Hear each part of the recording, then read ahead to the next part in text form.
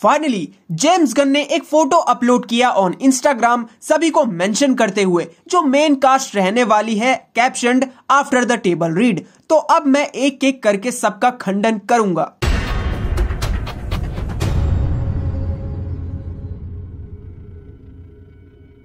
So what is table read? ये pre production का crucial part होता है, या फिर कह लो पहला कदम होता है टूवर्ड्स द प्रोजेक्ट, क्योंकि सारे एक्टर्स को स्क्रिप्ट दी जाती है। अगर उन्हें वो पसंद आई तो इट्स अ ग्रीन लिट। अगर चेंजेस होते हैं स्क्रिप्ट में तो थोड़ा और डिले होता है फॉर द प्रोजेक्ट। यहीं से सब हाथ मिलाते हैं और काम शुरू करते हैं। मूवी का टाइटल है सुपरमैन लेगेसी। लेगेसी मतलब है जैसे कोई जाता हुआ व्यक्ति अपनी पूरी जमा पूंजी उस काबिल हाथों में रख दे जिसपे उसका पूरा विश्वास है, और लेगेसी यहाँ सुपरमैन की पास ऑन की जाएगी to David. Synopsis clearly old fashion genre की तरफ पॉइंट आउट करता है, प्लस फोटोज में ये लोगो सामने आया विच फॉलोज किंगडम कम सुपरमैन, जिसकी आयु क्रिप्टोनियन एज लाइन 60s में है, जो कि ह्यूमन ईयर्स में बहुत ज्यादा है। ये हिंट है टुवर्ड्स विंटेज टाइमलाइन, लेकिन एक्चुअल टाइमलाइन रिवील नहीं किया। So let's see. क्वेश्चन बहुत लोगों का रेज हो चुका है कि on what comics this movie is leading, तो वो है Superman Birthright, all star Superman, Superman Brainiac and Superman ending battle. So ये है वो कॉमिक टाइटल्स जिससे इंस्पायर्ड होकर जेम्स गन ने चैप्टर 1 गॉड्स एंड मॉन्स्टर्स की पहली फिल्म सुपरमैन लेगेसी लिखी। Now we will start breaking the role as per characters. Superman को हर कोई जानता है, मुझे बताने की जरूरत क्या है, लेकिन अलग बात यह है कि इसका ओरिजिन यहाँ नहीं दिखाया जाएगा। एज डायरेक्टर टोल्ड, ओरिजिन हम काफी बार सुन चुके हैं, देख चुके हैं, पढ़ चुके हैं। पता नहीं यार किंगडम कम लोगो क्यों चूज किया। जेम्स गन रियली मार्वल के आयरन मैन की तरह सुपरमैन को ओल्ड लाइनेज में दिखाकर उसे ऑलरेडी एंड करने या रिटायर करने का प्लान कर चुके हैं, बट आउटकम लंबा भी हो सकता है। As I mentioned Superman's age, because we know Kingdom Come लोगो कौन से कॉमिक्स को रिप्रेजेंट करता है। सुपरमैन को हम इतनी बार देख चुके हैं और उसे बेटर देन बिफोर दिखाने की भी कोशिश करी गई है, पर इस बार क्या होगा, क्योंकि टीम बहुत बड़ी है और जेम्स गन की आदत है बड़े क्रू के साथ काम करने की। वेल, उनका काम भी अच्छा रहता है। जैसे कंट्रोवर्सीज उठी थी डीसी को मार्वल ना बना दे, dark tone is the shade of DC, लेकिन सुपरमैन का डार्क एंड लाइट दोनों टोन्स प्रेजेंट किए हैं। उसमें शायद कोशिश करी जाएगी सुपरमैन को यहाँ हैप्पी और हल्के टोन में दिखाने की, may be like Christopher रीव। But यार किंगडम कम लोगो बिल्कुल भी जच नहीं रहा है। ये मेरा व्यू है, इसे पर्सनली मत ले लेना। भारी मिस्टेक हो गया सर, एकदम ब्लंडर हो गया। रशेल सूट देख चुकी है और उन्होंने अमेजिंग बोला है। आई होप लोगो भी अकॉर्डिंगली सूट करे तो ज्यादा बेटर होगा। डेविड हेनरी से थोड़ा सिमिलर लगता है, दोनों का जॉ लाइन और चीक बोन काफी ज्यादा मेल खाते हैं। बॉडी बिल्डअप केविल का ही आगे है, बट डेविड भी बॉडी बिल्डअप कर चुके हैं मूवी की शूटिंग स्टार्ट होने से पहले, no doubt in that. In case Henry और डेविड की हाइट कंपेयर करें तो डेविड टॉलर है, और डेविड का करियर देखें तो इट्स नॉट बैड। इससे ये क्लियर हो गया कि परफॉर्मेंस में कमी नहीं रहेगी। So fingers crossed for David Corenswet in DCU as Superman. पर ओवरऑल हमारा सुपरमैन सिर्फ और सिर्फ हेनरी कैविल ही रहेगा। सुपरमैन के लाइफ का सबसे बड़ा हिस्सा लुइस की एंट्री के बाद शुरू हुआ था। लुइस एक अवार्ड विनिंग जर्नलिस्ट है हु इज वेरी ट्रांसपेरेंट, और लुइस की पर्सनल लाइफ काफी अच्छे से एक्सप्लोर किया on screen in the show Superman and Lois. Well, in other versions Lois Lane भी सुपर वुमन बनी है, और वो क्यों बनी that I covered in shorts, have a look in description. और भी बहुत से कारण हैं लुइस को सुपर वुमन बनने के लिए, पर क्या DCU में भी वही देखने को मिलेगा? क्लार्क एंड लुइस की फैमिली में 2 बच्चे हुए, Jordan and Jonathan. Superman returns में स्टोरी टेक थोड़ा अलग लिया था, जिसमें लुइस किसी और की वाइफ है और एक छोटा बच्चा भी है, Jason White, and Clark Lois को सीक्रेटली चाहता है। क्लार्क एंड लुइस दोनों एक दूसरे के लिए ट्रांसपेरेंट हैं, विच is very important and demanding element in the comics, क्योंकि यंग जनरेशन को हम सिखाना चाहते हैं क्या सही और गलत है, और ये one of the best medium है। लुइस लेन यानी रशेल ब्रॉन्सनहन, इनका भी करियर काफी अच्छे ट्रैक पे है, और पिछली लुइस लेन के कंपैरिजन में she is the shorter one, but casting अच्छी की है। दैट कॉन्फिडेंस एंड ग्लो उनके फेस पे दिखाई देता है। रशेल गोल्डन ग्लोब विनर हैं, जो डीसी कैरेक्टर्स को पुरानी मूवीज के द्वारा फॉलो करती आई हैं। जब उनको रोल मिला तो उसमें हिचकिचाने की बात थी ही नहीं। तो देखते हैं क्या होता है DCU में लुइस लेन को लेकर। लेक्स लूथर का हेंचमैन, यानी वो एम्प्लॉय जो कुछ भी करने को तैयार हो जाता है अपने बॉस के प्रॉफिट के लिए, और हेंचमैन है Otis.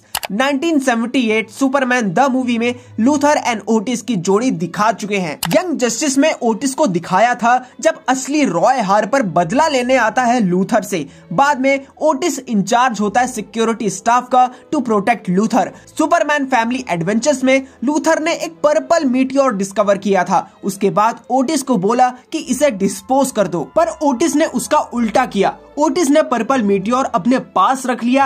As a result he turned into a life draining purple monster और भाई ने सुपरमैन की पावर्स चुरा के खुद को नाम दे दिया purple Superman. But Jimmy and Lois ने इसे जस्ट एक पैरासाइट नाम दिया। एनिमेटेड सीरीज सुपर फ्रेंड्स में जब लूथर सन क्रीचर्स के साथ टीम अप हुआ था to turn the sun from yellow to red, उसमें ओटिस का नाम बदलकर ओलिवर गंप रख दिया था। लूथर जब अपना प्लान समझाता है तब ओटिस बोलता है, मैं समझ गया, जब सुपरमैन सूरज को पीला पेंट कर रहा होगा तब हम टेक ओवर कर लेंगे, right? Which was the funny side of Otis.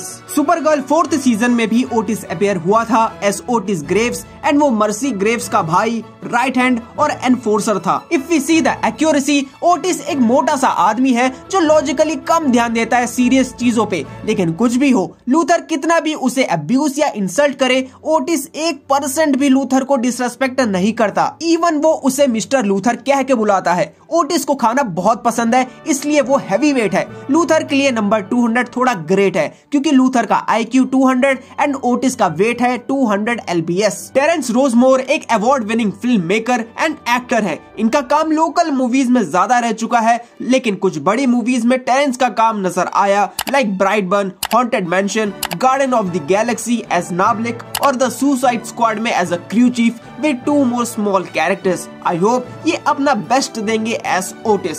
बात है पुरातन काल की, जब इजिप्ट में फेरो रामसेस II के राज्य का समय था। प्रीस्ट एक्टोन को एक मीटियोर मिलता है जिससे वो ऑर्ब ऑफ रा बनाता है। इजिप्ट में रा को सूर्य देव और बाकी भगवानों और मनुष्यों का रचयिता मानते थे। सो एक्टोन ऑर्ब को एज अ पावरफुल वेपन और आर्टिफैक्ट बनाता है फॉर द फ्यूचर यूज और बाकी आने वाले युद्ध के लिए। सदियों बाद रेक्स मेसन, जो कि हायर्ड सोल्जर है on a contract to find the orb of Ra by Simon Stagg, जो कि एक साइंटिस्ट एंड बिजनेसमैन है। रेक्स को ऑर्ब मिल गया, पर उसके ग्रुप में जावा ने ऑर्ब को चुरा लिया जो स्टैक का ही सर्वेंट है, और रेक्स को उधर ही छोड़ दिया मीटियोर की लाइट में। उस लाइट की वजह से रेक्स ट्रांसफॉर्म हुआ in Metamorpho AKA the element man. In Justice League of America issue number 42 Rex Justice League की मदद मांगता है वापस मनुष्य बनने के लिए, लेकिन प्रयोग विफल होने की वजह से वो JLA का मेंबरशिप ऑफर भी डिनाई कर देता है। रेक्स अपने आप को एक्सेप्ट करते हुए, अपनी पावर्स को एक्सेप्ट करते हुए अपना career as a super hero शुरू करता है under guidance of his wife Sapphire Stagg Mason and father in law Simon Stagg. काफी केसेस में रेक्स ने भाग लिया, इवन खुद भी इन्वॉल्व हुआ और कई बार उसने बाकी सुपर हीरोज की हेल्प भी की। Plus he is the member of outsiders also. Anthony Carrigan एक अच्छे एक्टर हैं जो रोल के लिए काफी एक्यूरेट लग रहे हैं। इनकी लाइफ में संघर्ष 3रे वर्ष में ही शुरू हो गया था जब ये एक शारीरिक बीमारी से डायग्नोस्ट किए गए थे, जिसकी वजह से उनके बाल 30 की आयु तक चले गए, पर लाइफ ने उनके साथ अच्छा भी किया। He is 41 now and he is in the kicking role of Metamorpho. On 24th of February 2024, Metamorpho की रचयिता रमानो फ्रैडन दूसरी दुनिया में जा चुकी हैं। उनकी आत्मा को शांति और उनकी रचना को बहुत बड़ी हिट मिले, यही मेरी कामना है। एंजेला स्पाइका कॉमिक्स में द इंजीनियर के कैरेक्टर को भरती हैं। Actually there is a twist. Engineer का नाम पहले किसी और के पास था, उसके बाद एंजेला ने वो नाम ले लिया। That I will explain in shorts. Angela का बर्थ प्लेस क्वींस है, 7 भाई बहन में सबसे छोटी है।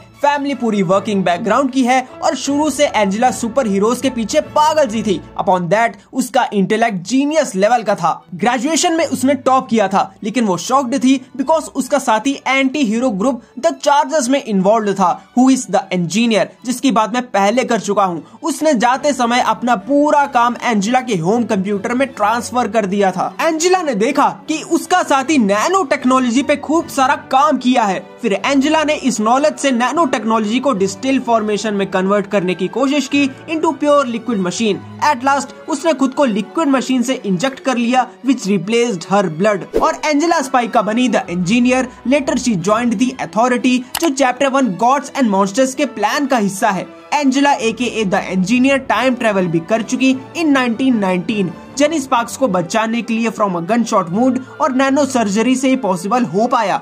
जेनी क्लोज फ्रेंड है एंजेला की, जब एंजेला ने द अथॉरिटी ज्वाइन किया था। मारिया गैब्रिएला दे फारिया होने वाली है the engineer who is the villain. इनकी 2021 में मूवी आई थी the exorcism of God. Maria Venezuela देश की रहने वाली है and she is a singer also. मैं तो एक्साइटेड हूँ इनका परफॉर्मेंस एंड कैरेक्टर डिजाइन के लिए as we have the comics art. Casting director ने कुछ तो पजल फिटिंग फैक्टर देखा होगा, that's why we gonna see her as the engineer. Guy Gardner is the second Green Lantern of Earth और back story भी इसकी काफी interesting है। मेन प्लॉट्स मैं इधर बता दूंगा and rest in shorts. Guy Gardner even Justice League International का भी पार्ट रह चुका है। एट सम पॉइंट उसको वॉरियर भी बुलाया गया है। गाय गार्डनर को उसके करियर के लिए काफी अब्यूज किया जाता था इन यंग एज। मदर का नाम है पेगी और फादर रोनाल्ड एल्कोहलिक थे। मेज को आइडियलाइज करते हुए गाय गार्डनर को अब्यूज करते थे क्योंकि मेज घर का बड़ा लड़का था और वो पुलिस में भी था। इन्हीं सब के चलते गाय गार्डनर गलत रास्ते पे चल दिया।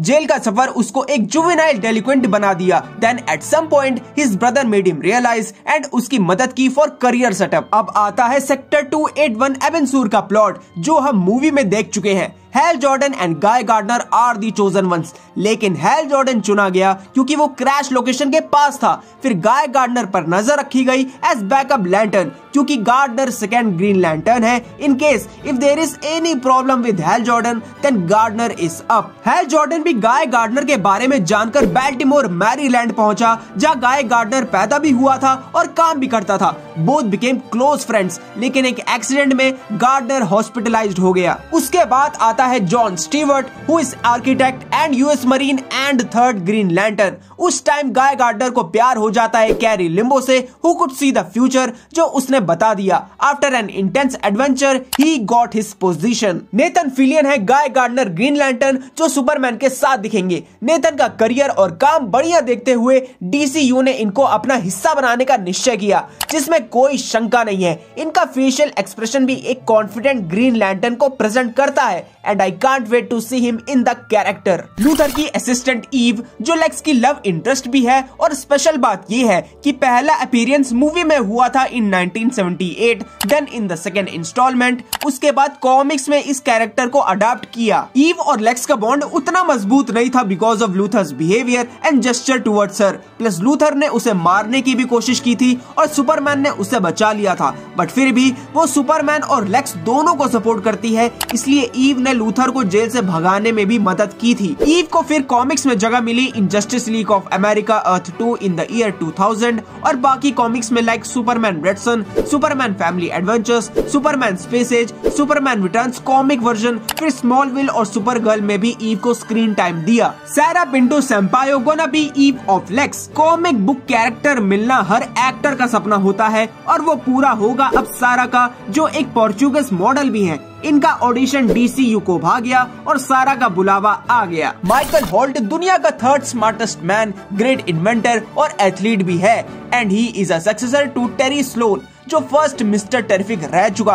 तो Michael Holt second super hero है who took the name Mister Terrific. Michael छठी आयु से बहुत ज्यादा ब्रिलियंट था। नामी वैज्ञानिकों के बारे में पढ़ता था, आधुनिक विज्ञान, स्पेस एंड टाइम के बारे में उसने महारत हासिल कर लिया था। Later he became gold medal winning Olympic decathlete. Engineer तो वो था ही, उसके बाद बना businessman, multi millionaire of a company called Cyberware. एक मोमेंट पे जब उसका भाई जेफरी हमेशा के लिए चला जाता है जो दिमागी रूप से ठीक नहीं था और उसकी वाइफ पॉला भी एक एक्सीडेंट में चली जाती है जो प्रेग्नेंट थी, तब Michael decided to commit suicide. Inspector उसे रोकता है, टेरी स्लोन की कहानी बताता है और फिर माइकल उससे इंस्पायर्ड होकर सुपर हीरो बन जाता है, naming himself as Mister terrific.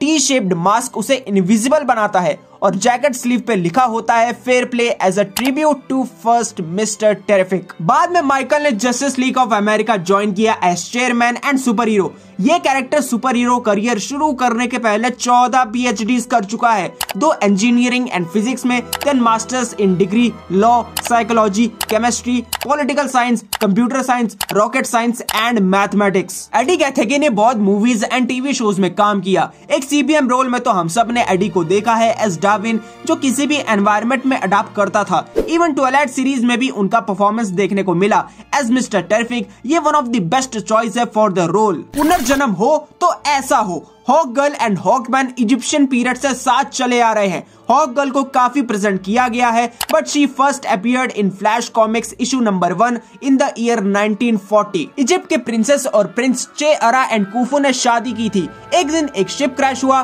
जिससे दोनों को पावर्स मिली जो nth मेटल या फिर 9th मेटल का बना था, लेकिन प्रीस्ट हैथसेट ने दोनों को मार भी डाला उसी nth मेटल से, और nth मेटल थानागर प्लैनेट से है। चे अरा एंड कुफू दोनों इस वजह से श्रापित हो गए, और श्राप है कि सदियों तक जन्म लेते रहना है, वो भी साथ में, और हाथ सेट के हाथों से ही मरना है। अगला जन्म हुआ चे अरा का एस शीरा सैंडर्स एंड कुफू का एस कार्टर हॉल और हाथ सेट का as Anton Hastors on the planet Thanagar. But दिक्कत ये है कि दोनों तभी मरते थे जब उनका प्यार एक दूसरे के लिए पीक पर होता था। हॉक गर्ल ने हॉकमैन का सूट पहना था with nth metal wings to distract criminals. तब से दोनों एक दूसरे के काउंटर पार्ट्स हैं from first reincarnation. Hawk Girl की कमान संभालेंगी आइसाबेला मर्सेट, जिन्होंने काफी बड़े प्रोजेक्ट्स में काम किया है। एक एक्ट्रेस होने के साथ साथ ये एक सिंगर भी हैं। इनका वर्कआउट देखने को मिला था फॉर DCU एंड अगले साल आइसाबेला का परफॉर्मेंस भी देखने को मिलेगा as Hawk Girl. Daily Planet का सबसे फेमस एम्प्लॉय जिमी ऑल्सन काफी सपोर्टिव कैरेक्टर में नजर आया है।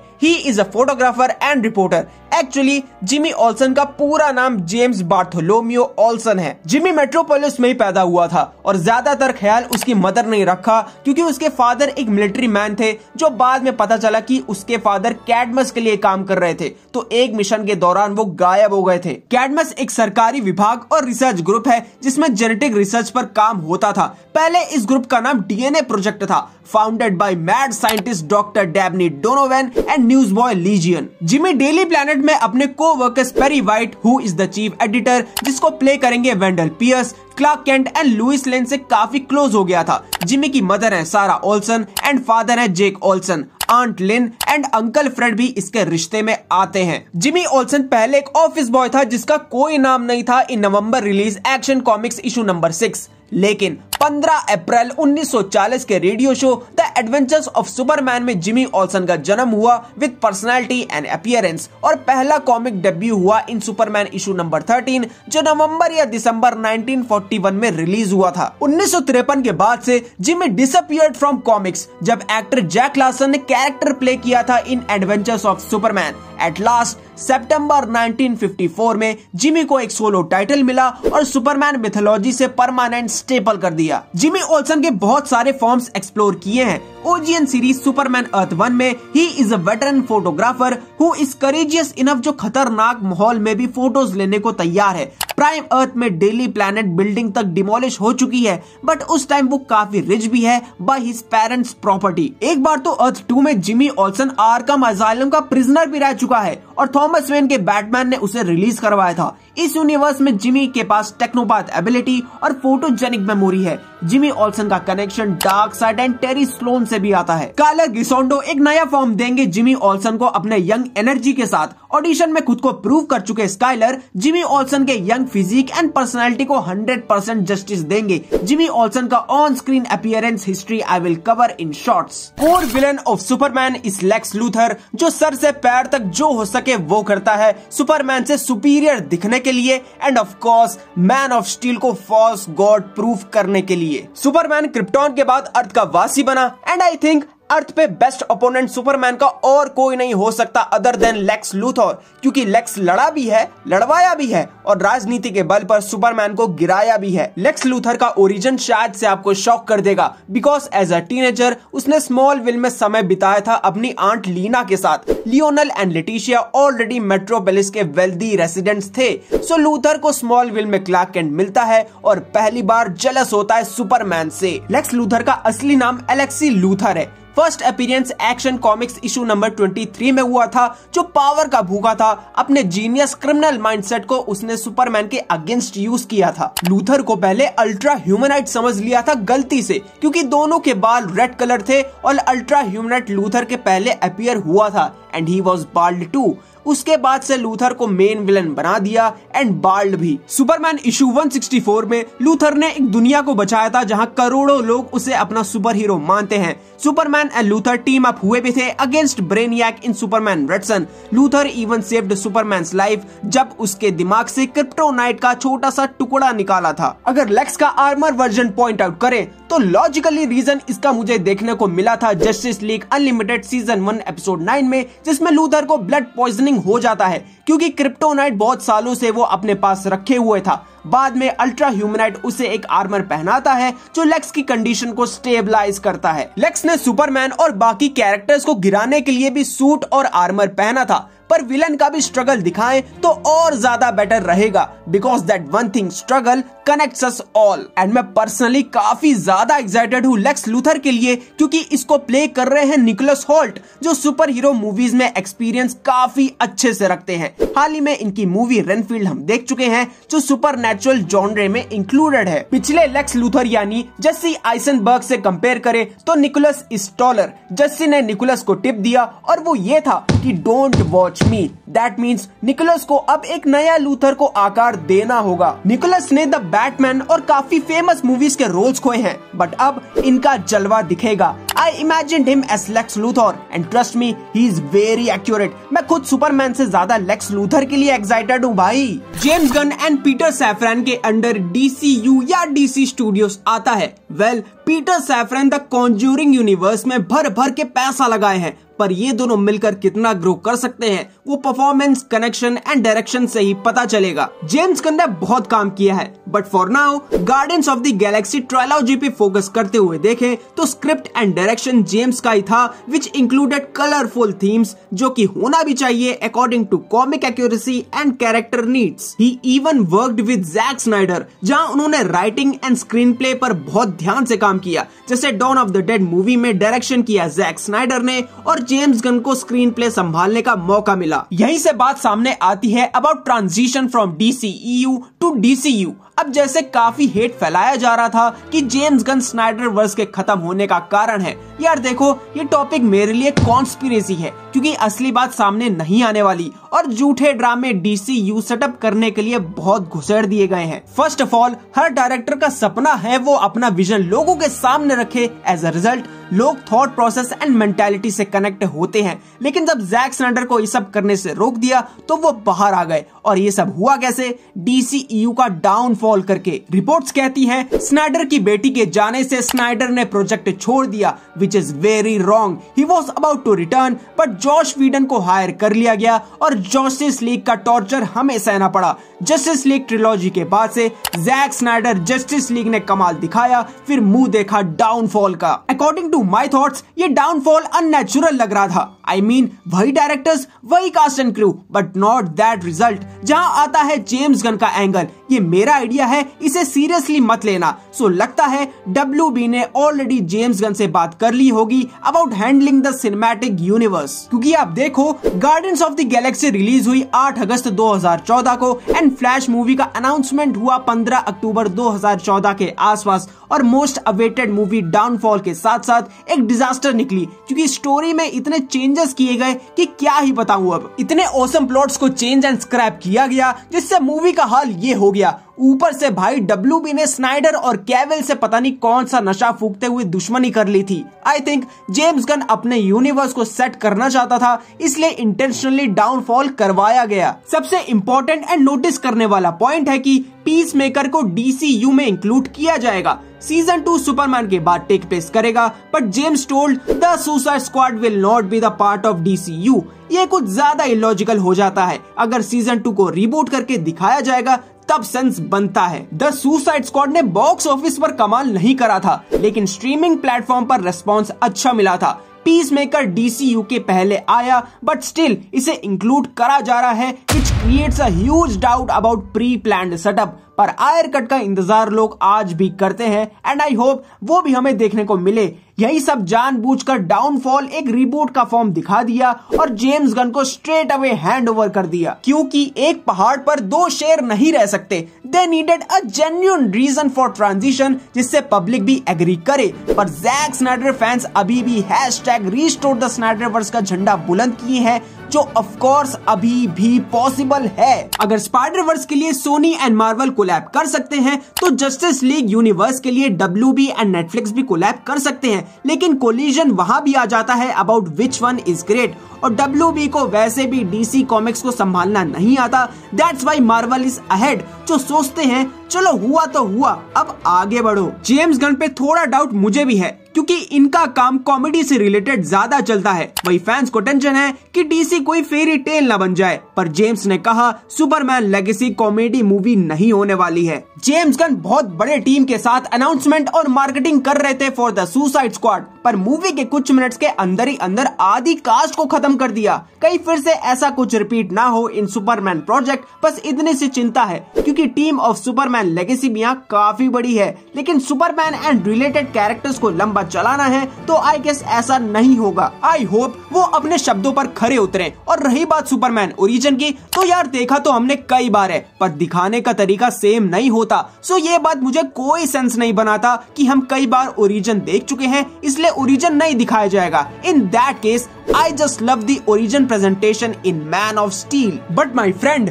भगवान को छोड़कर इस दुनिया में हर चीज के दो पहलू होते हैं, which are positive and negative. Zack Snyder ने रिवील किया था वो ज़्यूस एंड अदर गॉड्स यानी एरीज को भी क्रिप्टोनियन दिखाना चाहता था। The gods and Ares and Zeus, and whether or not like Zeus was really possibly a Kryptonian, and that so that Wonder Woman's powers, anyway, you could sort of see where that's going, you know, because, you know, the whole thing of like whether or not magic and the gods, you know, there's a version where like, okay, that's cool, I guess. But like, you know, there's also the more sort of scientific kind of, you know, you have like a mythology built up of like, where do gods come from? Like, what is that about, you know? And so anyway, we had played around with that quite a bit. Yeah. And Ares was the one that caused the scout ship to crash. Yeah. And be in the ice. What? Yeah. He killed his crew. Yeah. Why, So, you can't just throw that out there. you can. That's not. That requires I just did. some follow-up.